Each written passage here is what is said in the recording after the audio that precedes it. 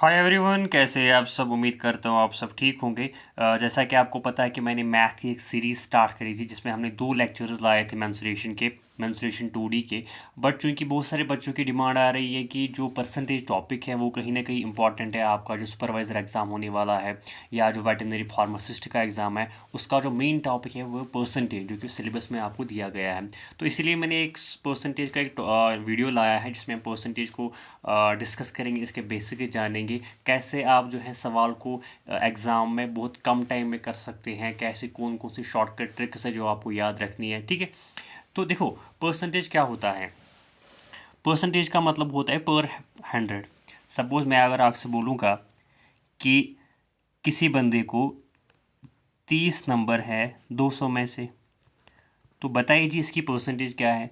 तो आप बोलोगे इसको हम 100 में लाएंगे। कैसे आप 100 में लाएंगे? डिवाइड बाय क्या करेंगे? 2 करेंगे। इसका मतलब इसको भी डिवाइड बाय 2 करेंगे, वो किसके बराबर होगा? 50%।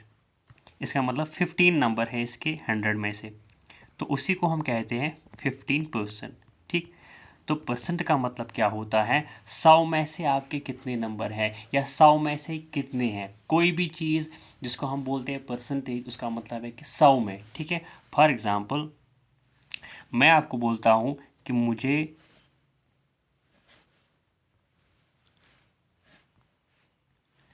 सपोज़ मैं आपको बोलता हूँ कि 400 नंबर है किसी को 1000 में से, बताइए जी इसकी परसेंटेज कितनी है। तो आप बोलोगे 1000 को हम कैसे बनाएंगे 100, डिवाइड बाय इसको हम क्या करेंगे? 10 करेंगे। ठीक है, डैट मीन इसको भी 10 डिवाइड करना है। 0 0 कैंसिल हो गया तो 40 आ गया, 0 0 कैंसिल आ गया तो 100 आ गया। इसका मतलब 40% मार्क्स है इस बंदे को। किसको?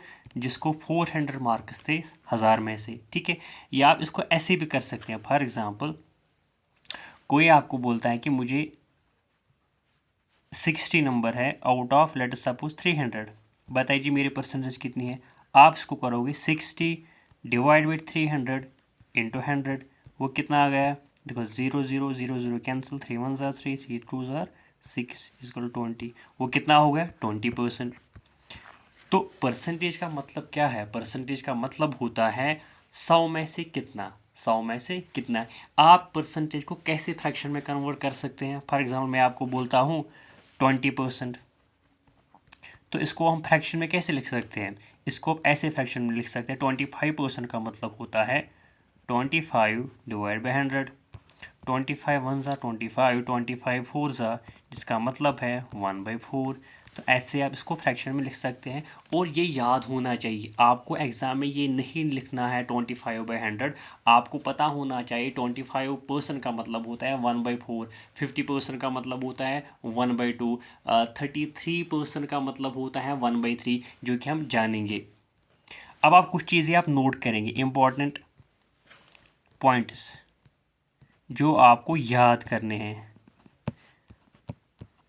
वो क्या है? सपोज मैंने आपको बोला 25% का मतलब क्या है? 1/4। इसी तरह आपको पता होना चाहिए 12/5% का मतलब है 25 को हमने हाफ किया, इसका मतलब 1/4 को भी हम हाफ करेंगे, वो कितना आएगा? 1/8। देखो 1/4 को मैंने हाफ किया, हाफ का मतलब क्या है? डिवाइड बाई 2 इंटू 2, मतलब इसको करेंगे कितना आ गया? 1/8। 1/4 का हाफ कितना है? 1/8। क्यों 1/8 मैंने लिखा? क्योंकि 25% को भी मैंने हाफ किया। ये आपको नोट करना है और याद करना है।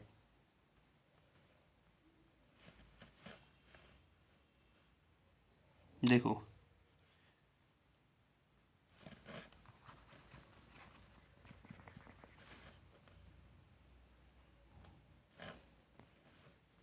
इसी तरह मैंने बोला 6/25% का मतलब क्या है? 6/25% 12/12.5 का हाफ है, इसको हम किस तरह लिखेंगे? 1/16, है ना। देखो 25% का मतलब क्या है? 1/4। 12.5% का मतलब क्या है? 1/8। 6.25% का मतलब क्या है? 1/16।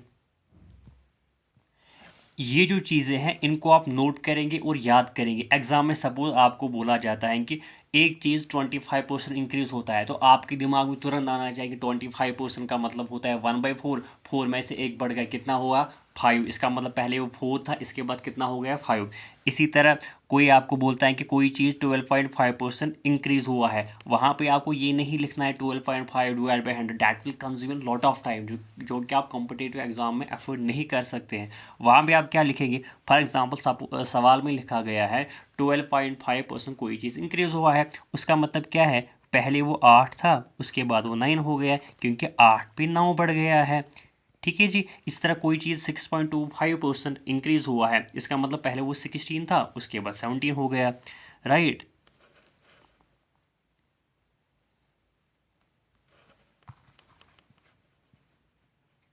ठीक है, देखो इसके बाद आपको याद रखना है 50%। 50% किसके बराबर है, 1/2 के बराबर, जो कि आपको याद होना चाहिए। इसी तरह 37.5% किसके बराबर है, 3/8 के बराबर है। इसी तरह 18.75% किसके बराबर है, 3/16। देखो यहाँ पे आप थोड़ा बहुत आप याद रख सकते, 12.5 को हमने 3 से मल्टीप्लाई किया तो वो बन जाता है 37.5। तो 1/8 को भी हम 3 से मल्टीप्लाई करेंगे, वो कितना बनेगा 3/8। 6.25% को भी हम 3 से मल्टीप्लाई किया, वो बन गया 18.75%। तो 1/16 को भी हम मल्टीप्लाई करेंगे 3 से, वो कितना बन गया 3/16। ये आप नोट करेंगे और उसको याद करेंगे। इसी तरह देखो 62.5%, 62.5% वो किसके बराबर है, 5/8 के बराबर। इसी तरह 31.25% किसके बराबर है, 5/16। ठीक है। इसी तरह 87.5% वो किसके बराबर है, 7/8 के बराबर। इसी तरह 43.75% वो किसके बराबर है, 7/16। तो ये आप नोट करेंगे। ठीक है जी, इसको आप नोट करेंगे। इसी तरह आपको याद रखना है 14.2/7, या इसको हम 14.28% भी लिखते हैं, वो किसके बराबर है, 1/7 के बराबर। ठीक है, इसको भी आप याद करेंगे। ठीक है, इसको हम अलग लिखेंगे, एक मिनट।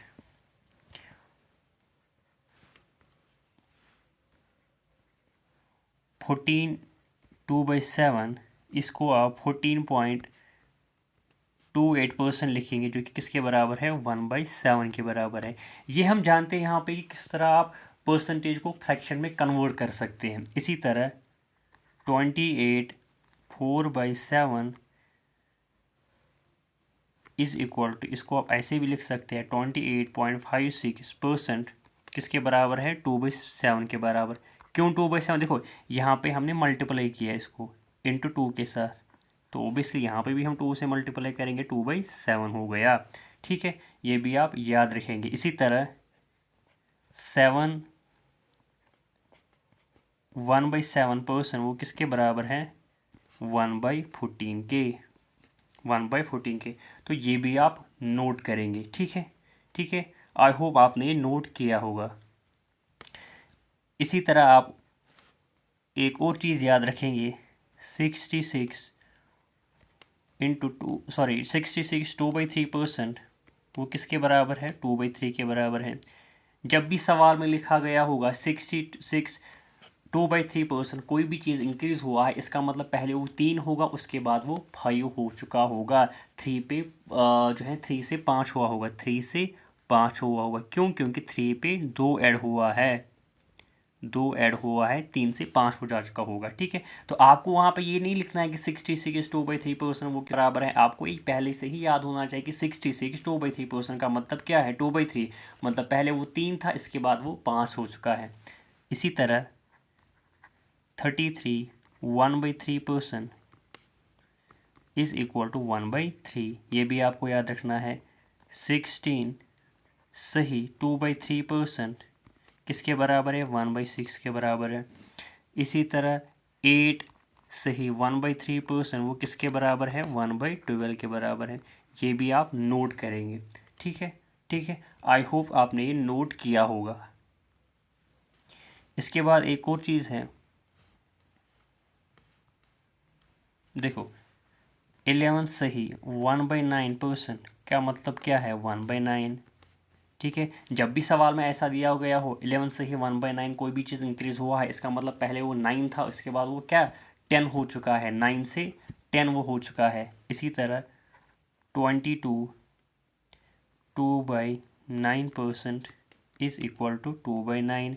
क्यों, क्योंकि इसको भी हमने 11 को हमने 2 से मल्टीप्लाई किया तो 22 से ही 2/9 बन गया, यहाँ से भी हम 2 से मल्टीप्लाई करेंगे। इसी तरह 44 सही 4/9% इज़ इक्वल टू 4/9, ठीक है। तो इन चीज़ों को भी आप याद रखेंगे। फॉर एग्जांपल सवाल में दिया गया है कि कोई भी चीज़ 22 सही 2/9% इंक्रीज़ हुआ है, इसका मतलब क्या है, पहले वो 9 था, अब वो कितना हो चुका है 11, क्योंकि 9 पे 2 बढ़ गया है।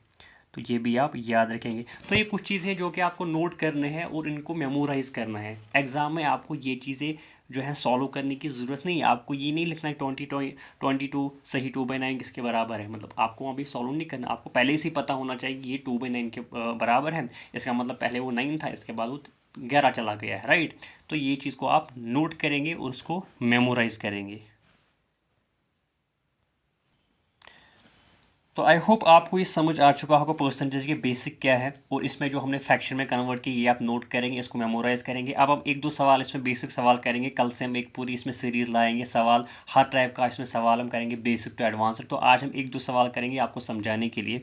फॉर एग्जाम्पल पहला सवाल है, A student get 50% marks in examination. If he obtain 250, then the total marks is।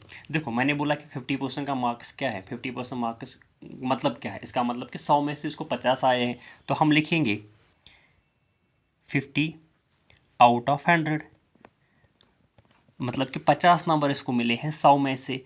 तो अगर इसको 250 नंबर मिलते हैं तो बताइए टोटल मार्क्स कितने हैं, मतलब कि जो मैक्सिमम मार्क्स है वो कितने हैं। तो इसको मिले हैं 250, सवाल में दिया गया इसको मिले हैं 250, और हमें यहाँ से जो है मैक्सिमम मार्क्स निकालने हैं। अब कैसे करेंगे, देखो देखो 50 को 250 बनाने के लिए हमें क्या करना पड़ा, इंटू 5 करना पड़ा, ठीक है। इसका मतलब यहाँ से भी हम 5 मल्टीप्लाई करेंगे, कितना होता है वो 500। तो इस सवाल का जवाब ही है 500, मैक्सिमम मार्क्स कितने हैं 500। तो ऑप्शन नंबर ए इसका सही आंसर है। अब ऐसे भी आप कर सकते हैं, देखो एक और तरीका है, एक और तरीका है, देखो 50% मार्क्स इसको मिले हैं और सवाल में दिया गया है कि वो 50% मार्क्स किसके बराबर है, 250 के, क्योंकि इसको 250 मार्क्स मिले हैं। तो हमें बताना है 100% मार्क्स किसके बराबर है, 100%। देखो 50% 250 के बराबर है, इसका मतलब 100% किसके बराबर हो गए 500 के। क्यों, क्योंकि 50 को हमने 2 से मल्टीप्लाई किया है, इसका मतलब यहाँ से भी हमें 2 से मल्टीप्लाई करना पड़ेगा, तो 500 है। तो ये अप्रोच है सवाल को सॉल्व करने का, आपको एग्जाम में यही अप्रोच लगाना है, ठीक है। ये आप माइंड में भी कर सकते हैं, इसको लिखने की ज़रूरत नहीं है। आपको पता है कि 50% मार्क्स 250 के बराबर है, तो इसका मतलब 100% मार्क्स किसके बराबर होगा 500 के। ये आप दिमाग में भी कर सकते हैं, आपको पेन और पेपर उठाने की ज़रूरत ही नहीं है। कॉम्पिटिटिव एग्जाम में ऐसे ही सवाल को सॉल्व किया जाता है, राइट। तो आई होप आपको ये समझ आ चुका होगा।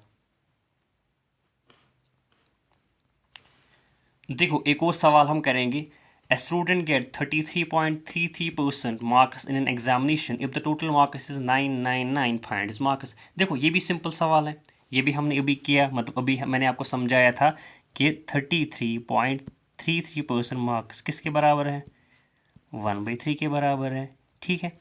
इसका मतलब इस स्टूडेंट को 1 मार्क्स मिला है, 1 मार्क मिला है आउट ऑफ 3, है ना। मैंने आपको बोला था 33.33% 1/3 के बराबर होता है, मतलब कि एक मार्क मिला है, एक नंबर मिला है, 3 नंबर में से, मतलब मैक्सिमम नंबर कितने हैं, 3 हैं। तो लेकिन सवाल में दिया गया कि टोटल मार्क्स 999 है, मतलब कि यहाँ पे 999 है। तो बताइए जी इसको कितने मार्क्स मिले हैं।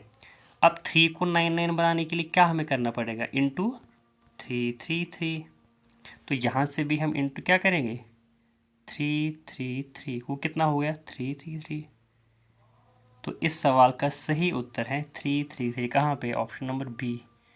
ऑप्शन नंबर बी इसका सही उत्तर है। देखो 33.33% का मतलब क्या है, 1/3, मतलब कि इस बंदे को एक नंबर मिला है आउट ऑफ 3, ठीक है, 3 में से एक नंबर मिला है, 3 मैक्सिमम नंबर है, एक इसको मिला है मार्क्स।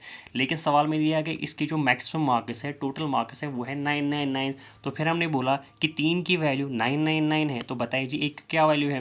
तो 3 को 999 बनाने के लिए हमें क्या करना पड़ा, मल्टीप्लाई करना पड़ा इंटू 333। तो यहाँ से भी हम 1 को मल्टीप्लाई करेंगे इंटू 333, तो वह कितना बन जाता है, 333। तो यही इस सवाल का सही उत्तर है। तो ये हमने आज कुछ बेसिक जाना परसेंटेज के बारे में, कैसे आप परसेंटेज को कन्वर्ट करते हैं फ्रैक्शन के लिए। आई होप आपको ये वीडियो समझ आ चुका होगा। ये JK SSB सुपरवाइज़र या वेटरनरी फार्मासिस्ट के लिए बहुत इंपॉर्टेंट वीडियो है। इस पर हम और भी सवाल करेंगे।